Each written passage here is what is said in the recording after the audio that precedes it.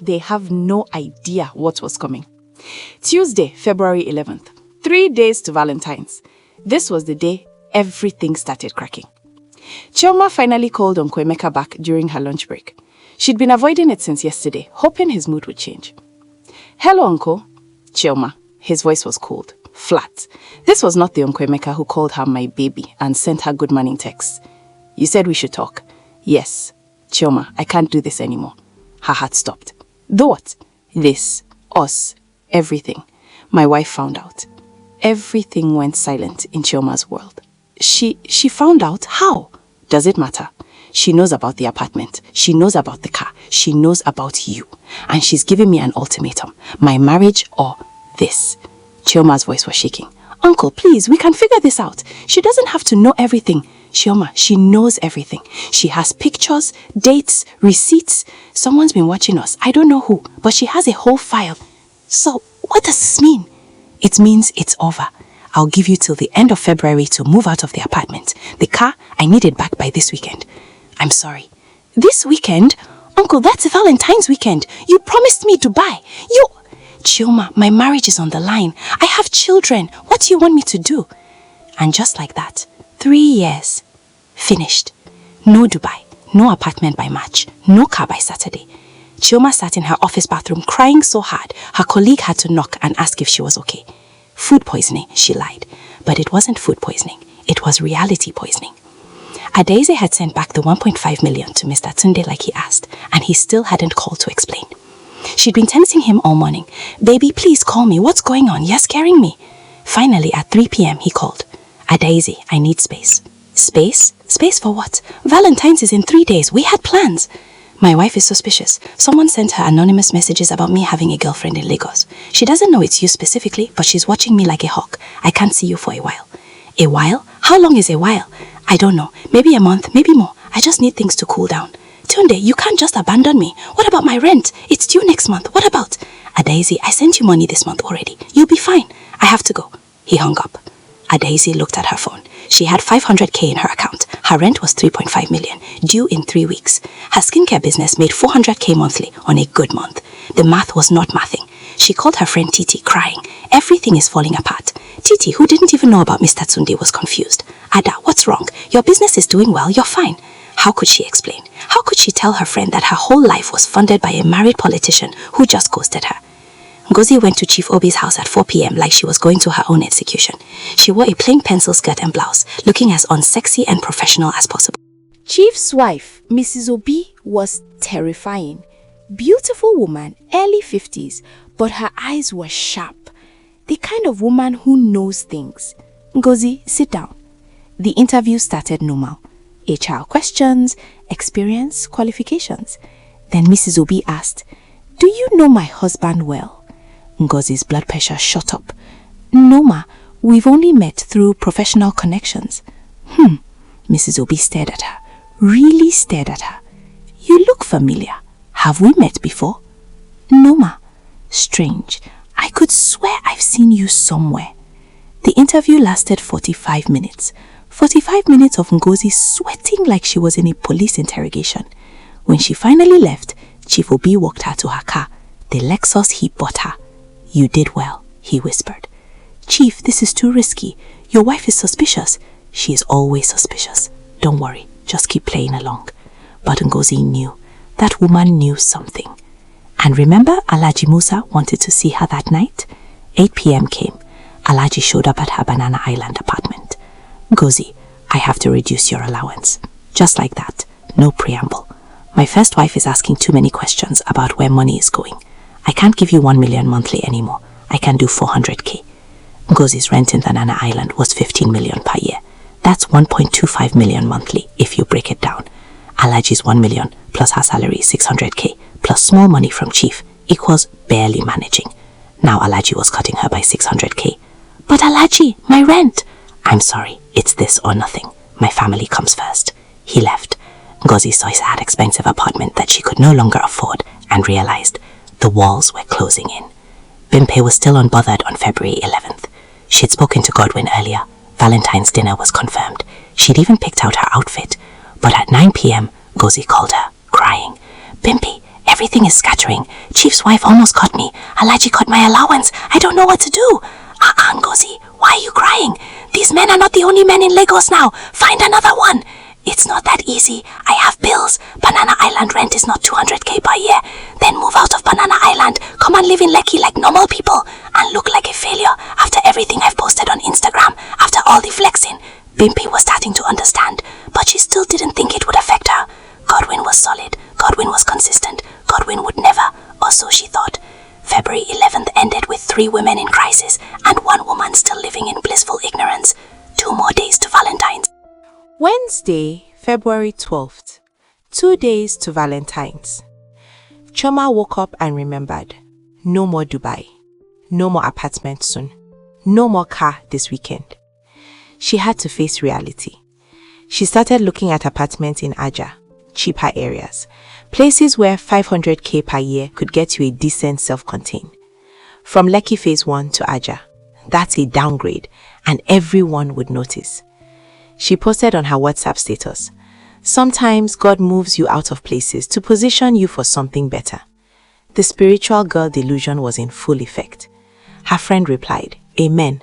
Where are you moving to?" Choma didn't respond. Meanwhile, Uncle Emeka sent her text, "Please don't make this harder than it is.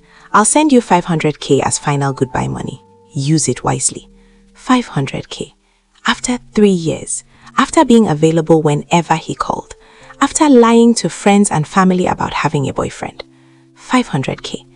Choma blocked his number and cried in her office bathroom again. Adeze did the math 100 times and it still didn't work. Rent due in 3 weeks, 3.5 million. Money in account, 500k. Expected business income this month, maybe 300k if she was lucky. Shortfall, 2.7 million naira. She started calling old contacts, old men she'd dated before Mr. Tunde. "Hey sir, long time, how have you been?" Most of them could smell the desperation. Men always know. One of them, Uncle Jide, said, "Adeze, the last time you called me was 2 years ago when you needed money for your mom's surgery. Now you're calling again. What do you need?" She couldn't even lie. "I'm in a tight spot financially. I need help with rent." "How much?" 2.5 million.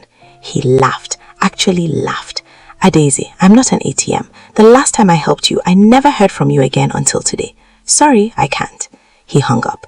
She tried 4 more men, same story.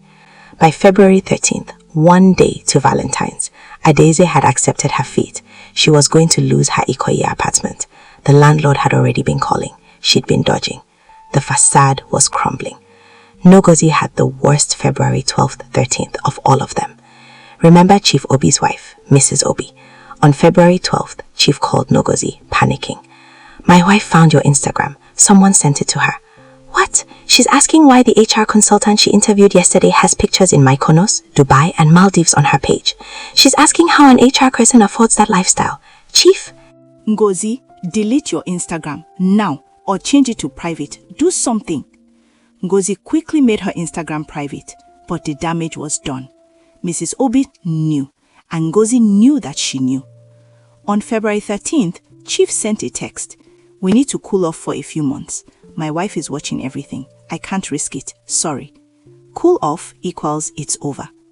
And Kunle, the tech bro who was supposed to take her to Cape Town for Valentine's, he posted on his Instagram story on February 13th a picture with another girl kissing. Caption, "My forever Valentine at Tolani." Ngozi saw it and almost threw her phone. She'd been replaced, and she didn't even know Kunle had a whole girlfriend.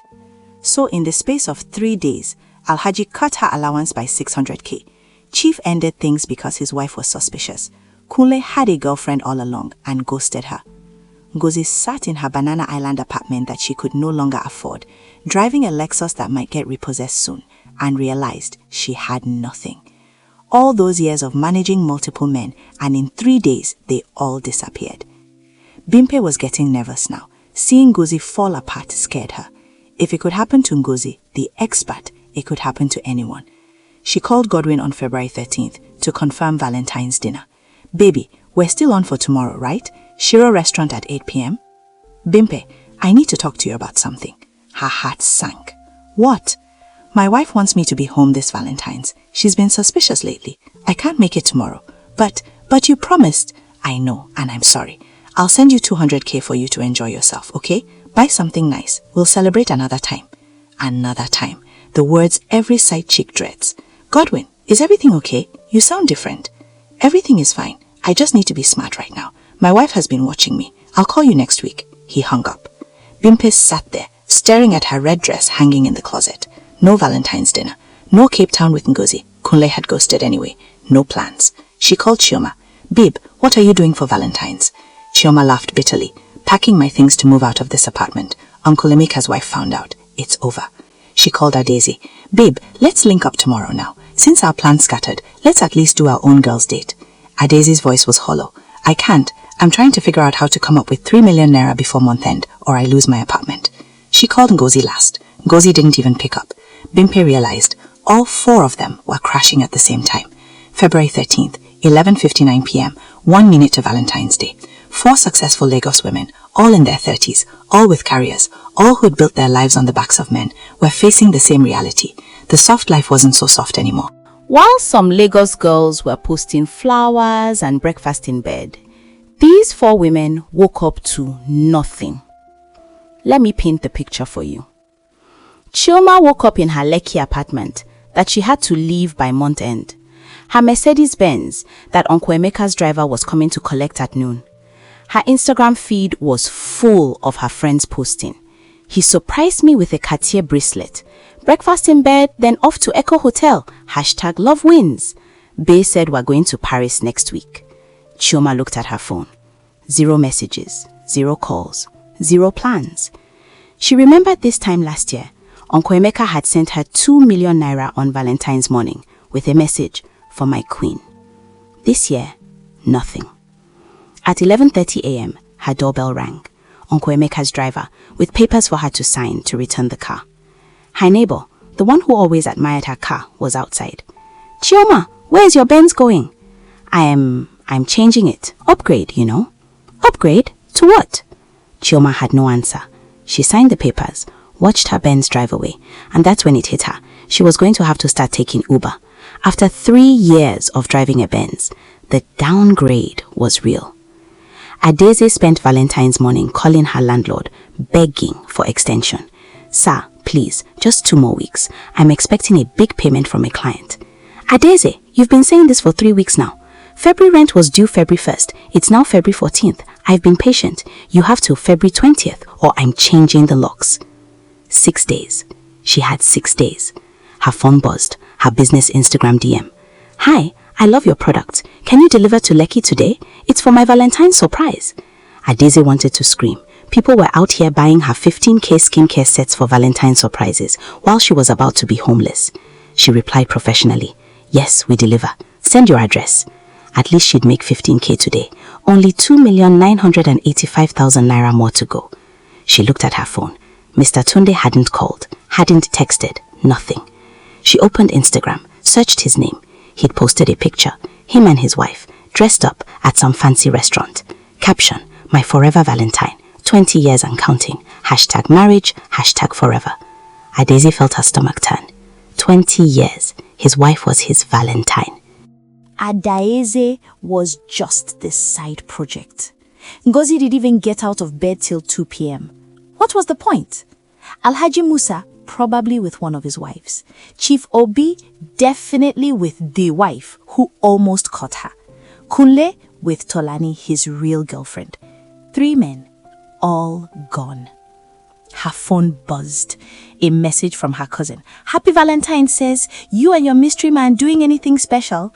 Mystery man. For 5 years, she'd been telling her family she had a boyfriend she was serious with. Someone marriage worthy. Someone who was just taking his time to pay her bride price. Her family was waiting. Her mother kept asking, when are we meeting him? There was no him. There were multiple hims and they were all married.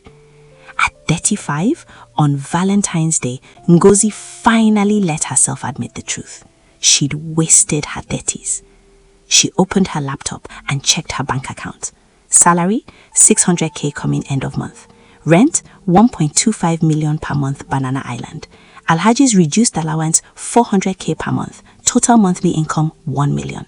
Total monthly expenses 1.25 million just rent, not including food, fuel, lifestyle. She was going negative by 250k monthly now. The math was devastating. Bimpe tried to be strong. She did her makeup, put on her red dress, took pictures in her house, posted on Instagram, self-love first, happy Valentine's to me. Comments poured in. Yes, queen, you don't need anyone. This is the energy. If only they knew she wasn't celebrating self-love. She was covering up rejection. At 7 p.m., Godwin sent her 200k like he promised, with a message. Enjoy yourself, baby. I'll make it up to you. She stared at the money. 200k used to excite her. Now it felt like PT money. She was about to order food when her phone rang. Unknown number. Hello? Good evening. Is this Bimpe? Yes, who's this? This is Mrs. Nwosu, Godwin's wife. Bimpe's heart stopped. I don't know what you're talking about. Save it, Bimpe. I know everything. The apartment he's paying for, the allowances, everything. Silence. I'm not calling to fight you. I just want you to know it's over. Whatever you and my husband have, it ends today. He won't be calling you. He won't be sending money. And if you contact him again, I will make your life very difficult. Do you understand? Bimpe couldn't speak. Happy Valentine's Day, Bimpe. The line went dead. And just like that, on February 14th, 2025. So, there you have it. February 14th, the Valentine's Day that changed everything for 4 Lagos big girls. Now, I know what you are thinking. Some of you are saying they deserve it. Karma is real. Some of you are feeling sorry for them. They were just trying to survive in this Lagos economy. And some of you see yourself in this story. Maybe you're not doing exactly what they did, but you know the feeling of depending on someone else's money to maintain a lifestyle you can't actually afford. Here's the thing. These women are successful in their own right. Chioma makes 800k monthly. Adeze has a real business. Ngozi has a solid HR career. Bimpe is a realtor who sometimes makes 1.5 million in a month. But somewhere along the line, they chose the easy money over the hard work. They chose the Benz over the savings account. They chose the Instagram flex over the investment portfolio. They chose the soft life over the stable life. And on Valentine's Day 2025, it all came crashing down. But this is just episode 2. Smash that subscribe button because episode 3 drops in few hours and you do not want to miss it.